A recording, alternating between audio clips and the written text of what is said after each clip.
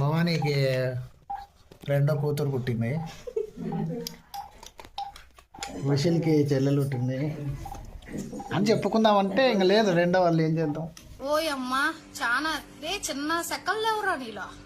So ఈరోజు నేను హైదరాబాద్లో ఉండాల్సింది, కానీ ఇంకా మా ఊర్లోనే ఉన్నాను. ఎందుకంటే నేను రిషికేష్కి బయలుదేరినా అని చెప్పి మీ అందరికీ తెలిసిందే. కానీ రేపు మార్నింగ్ బయలుదేరుతా అనగా ఆ రోజు రాత్రి 11 కాల్ వచ్చింది.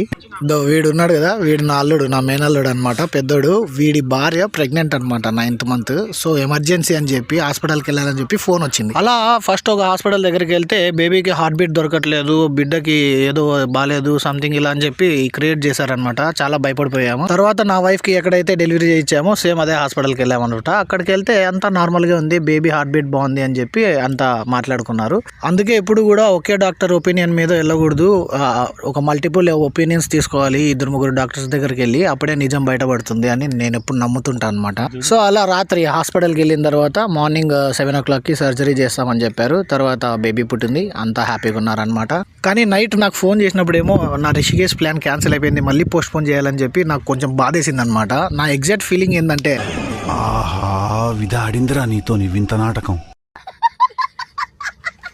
నాకెందుకు ఇంత బాధ వేసిందంటే, నేను ఎప్పుడో పోయిన ఇయర్ అనుకున్నా అనమాట, కరెక్ట్ డిసెంబర్లో వెళ్ళిపోవాలి రిషికేష్కి అని చెప్పి. ఫస్ట్ ఒక అల్లుడు గాడు వచ్చినాడు, మామ నా పెళ్ళి ఉండు మామ, నా పెళ్లి కోసము అన్నాడు. సర్లే అని వాని కోసం 1 month ఉన్నా. తర్వాత నా సొంత అల్లుడు పెద్దోడు, వీడి పెళ్లి అనమాట, మామ నా పెళ్లి కోసం ఉండు అని చెప్పాడు. సరే మళ్ళీ దానికోసం ఉన్నాను.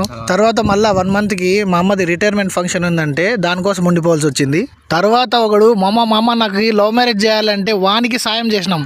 ఇంతలో ఫస్ట్ పెళ్లి చేసుకోనిలే, వాడు భార్య శ్రీమంతం అని చెప్పాడు, మళ్ళీ వాడి కోసం ఉండాల్సి వచ్చింది. సో ఇప్పుడు లాస్ట్కి ఏమో తర్వాత పెళ్లి చేసుకున్న నా సొంత అల్లుడికి బేబీ పుట్టింది. దానికోసం దేవుడే నన్ను క్యాన్సిల్ చేసినాడు, నేనేం ఉండలేదన్నమాట.